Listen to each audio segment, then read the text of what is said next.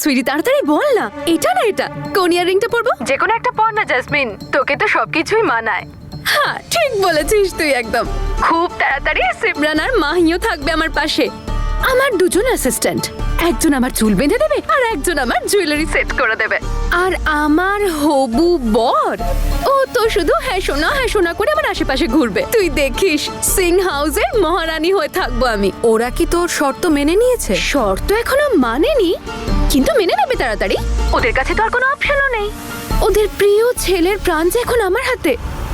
আচ্ছা আমি তোকে, আমার তো মনে হচ্ছে বীর নিজেই চলে এসেছে ভিক্ষের ঝুলি নিয়ে, অমৃতের প্রাণ ভিক্ষে করতে।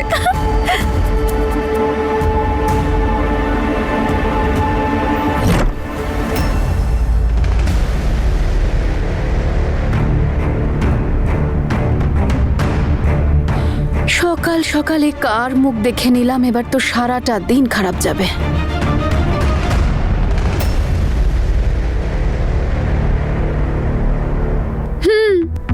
এবার লেকচার না দিয়ে তোর মন কি মানতে চাইবে বল? আয় চল শুরু করে দে তোর লেকচার। এসব বন্ধ করার জন্য কি চাই তোর জাসমিন? বীরের চিন্তায় তুই আবার এত দূর আমার কাছে ছুটে আসিস না তো? যে আমার আর বীরের যদি বিয়েটা হয়ে যায় তাহলে কি হবে? আর তাও আবার তখন যখন তোরা দুজন আবার কাছাকাছি আসছিস। আরে কেন ভাগ্যের সাথে এত লড়াই করছিস তোরা? তোরা দুজন কোনোদিনও একসাথে হতে পারবি না, প্লিজ। মুখটা দেখো তো কেমন শুকিয়ে গেছে আমার দিদি। তাও আবার এটা ভেবে যদি বীর আর জ্যাসমিনের বিয়ে হয়ে যায় তখন? আমি তো এটা ভাবছি যে যখন সত্যি সত্যি আমরা 7 পাকে ঘুরবো তখন তোর কি অবস্থা হবে। আচ্ছা একটা কথা বলতে চাই জানিস তোকে, হয়তো তোর শুনে ভালো লাগবে। আর সেটা হলো যে এইবার কিন্তু আমি বিয়েটা ভালোবাসার জন্য নয়, সিং পরিবারের উপর নিজের প্রতিশোধ নেওয়ার জন্য করছি।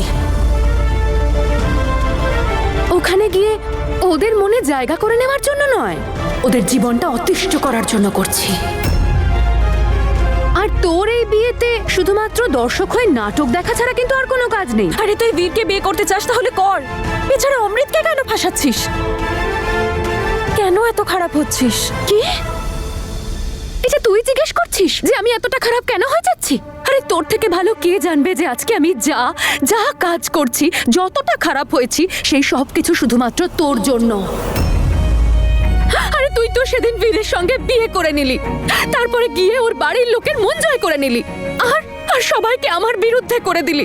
আরে তুই তো আমার নিজের মা বাবার থেকেও আমাকে দূরে সরিয়ে দিলি, বীরকে আমার এগেইনস্টে করে দিলি। আর আজ তোর চালাকি আর ষড়যন্ত্রের জবাব দিতে আমি এরকম কঠিন, বিষাক্ত আর ভয়ঙ্কর। না জাসমিন, এইসব তোর ভুল ধারণার প্রভাব যে তুই তোর নিজের কুকর্মের জন্য সবাইকে দোষ দিচ্ছিস। কি করেছি আমরা বল? আমি বীরকে বিয়ে করেছিলাম তোর জন্য, কারণ তুই মণ্ডপ ছেড়ে চলে গেছিলিস। আর বীরের পরিবারের লোকেরা আমায় কোনোদিন অ্যাকসেপ্ট করেনি জাসমিন। অনেক কষ্ট করে ওদের মনে আমি নিজের জায়গা তৈরি করেছিলাম। আর আমি কোনোদিন মা বাবাকে বলিনি যে ওরা তোকে ঘৃণা করুক। এসব তোর কুকর্মের ফল, যার জন্য ওরা তোকে ঘৃণা করতে বাধ্য হয়েছেন। সারাটা জীবন আমি তোকে আগলে রেখেছিলাম জাসমিন।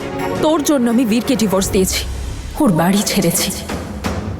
তোর খুশির জন্য আমি অঙ্গদের সাথে ফেক এনগেজমেন্ট করেছি। তুই বীরের সাথে যাতে ভালো থাকিস, সুখী থাকিস, সেই জন্য আমি গ্রাম ছেড়েও চলে গেছিলাম। তাই তুই আমার জন্য নয় জাসমিন, তুই তোর নিজের কাজের জন্য খারাপ হয়েছিস। তাহলে বল জাসমিন, এই সব কিছুতে আমাদের কি দোষ? আমাদের পরিবারের কি দোষ? বেচারা অমৃতের কি দোষ? তুই নিজের অপরাধের জন্য আমাদেরকে কি করে দোষী বানাতে পারিস? ব্যাস তনু চুপ কর, মুখে ব্যথা করে না তোর এত কথা বলিস। সব কথা একরকম, পুরনো টেপ রেকর্ডার চালু করে দেয়। চুপ কর। আর এটা ভুলে যাস না যে তোরা বীরের জীবনে এমন একটা পরিস্থিতি তৈরি করেছিলিস, বাধ্য করেছিলিস ওকে, যাতে ও আমাকে ছেড়ে দেয়। আর এবার কিন্তু আমি তোদের ছাড়বো না। যদি ছোটদের কর্মের ফল বড়দের ভোগ করতে হয়, তাহলে বড়দের কর্মের ফলও ছোটদেরই ভোগ করতে হবে। যদি আমার শর্ত ওরা না মানে তাহলে তো অমৃতের জীবন গেল। তোর প্রবলেম আমার আর বীরের সাথে না, তাহলে আমাদের উপর প্রতিশোধ নে, বাকি পরিবারকে মাঝখানে টানিস না। জানিস তোর জন্য মা বাবার কি অবস্থা হয়েছে? তোর অপরাধের সব দায় ওরা নিজেদের উপর নিচ্ছে। নেওয়া উচিত। ভালো করো তো বল। সব কথায় তনু তনু তনু তনু। আমার মুখের ওপর দরজা বন্ধ করেছিল তো, এইবার ওদের মুখে পড়েছে সজোরে থাপ্পড়।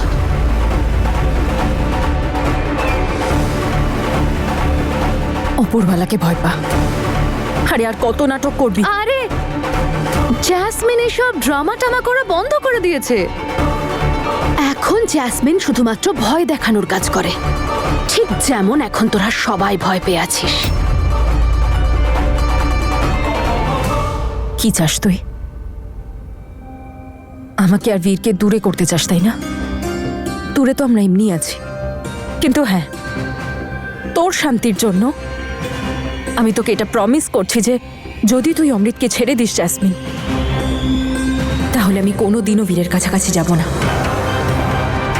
আর না ওকে কখনো আমার কাছে আসতে দেব। বীর তো দূর, আমি ওর পরিবারের সাথেও সব সম্পর্ক শেষ করে দেব। কখনো ওদের মুখও দেখব না। কিন্তু প্লিজ তুই অমৃত আর ওর পরিবারকে ছেড়ে দে, প্লিজ। অমৃত, মাহি, সিমরান, কি হয়েছে? মা অমৃতকে কোথাও পাচ্ছি না, ওকে কোথাও দেখছি কোথায় না। যাবে? এসো, এসো, আমার এখানে খুব ভয় বসো, লাগছে। আমি বসো। সব জায়গায় মা অমৃতকে খুঁজে পাচ্ছি না, সব জায়গায় খুঁজেছি। আমি সাথে গিয়ে তুমি খুঁজেছি। শান্ত হও। আমি বসো। সব জায়গায় খুঁজে আগে নিয়েছি। বসো। মা বসো, কিচ্ছু তো আমি হয়নি। ওকে শোনো শোনো, আমি ওকে খুঁজছি, তুমি একটু শান্ত হয়ে বসো। কে জানি কোথায় চলে গেল মা ও। আরে বৌমা শোনো,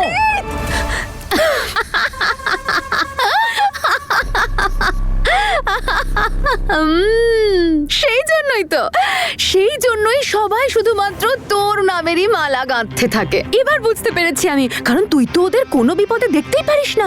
তুই ওদের সাহায্য করার জন্য সবকিছু করতে পারিস, তাই না? But I am sorry to say Tanu, তুই একটুখানি লেট করে ফেলেছিস। এখন তো আমার পুরো প্ল্যান সেট হয়ে গেছে, আর আমার তীর ধনুক থেকে বেরিয়ে গেছে। ও তো ছাদেও নেই, চলে গেল। ফোন করো, ফোন করে জিজ্ঞেস আমি করো। সবাইকে ফোন করেছি মা, বীরকে ফোন করি। বাবা এক সেকেন্ড, মায়ের ফোন। হ্যালো মা, কি হয়েছে? বীর, মা কি হয়েছে, তুমি কাঁদছো কেন? হ্যালো বীর, বীর অমৃতকে পাওয়া যাচ্ছে না। কি কি হয়েছে? হ্যাঁ বীর, সব জায়গায় দেখেছি, কোথাও পেলাম না। এটা আরে, এটা বিছানার কি? পাশে ছিল। কি লিখেছে সিমরান? এই জ্যাসমিন আমাকে বাঁচতে দেবে না, আর ভয় পেয়ে বেঁচে থাকার থেকে তো ভালো নিজেই সবকিছু শেষ করে দেব। সরি। কি হলো? ভেট, ওকে খুঁজে বার করতে হবে, চল আমার সাথে। আর তনুকে ফোন কর। জ্যাসমিন তুই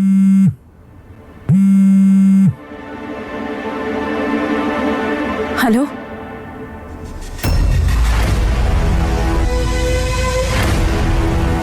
কি? আমি এক্ষুনি আসছি। আরে মাতা তনু, কি হলো? কোনো খারাপ খবর নাকি? মুখটা এরকম হঠাৎ শুকিয়ে গেল কেন? অমৃত কোথায় জ্যাসমিন? এখানে তো কোথাও নেই। বাড়িতে নেই বুঝি? না, চলে গেছে কোথাও, আর চিঠি রেখে গেছে যে নিজেকে শেষ করতে যাচ্ছে। যদি অমৃতের কিছু হয় না জ্যাসমিন, তাহলে তুই কিচ্ছু পাবি না। উল্টে তোর উপর কেস হবে যে তুই ওকে সুইসাইড করার জন্য উস্কেছিস। এই অমৃত আবার কোনো কিছু করে ফেলবে না তো?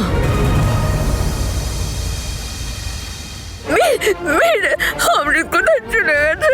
ওকে না না না, কিচ্ছু হবে না, কিচ্ছু হবে না, কিচ্ছু হবে না। তুমি শুধু কি লিখেছে দেখ।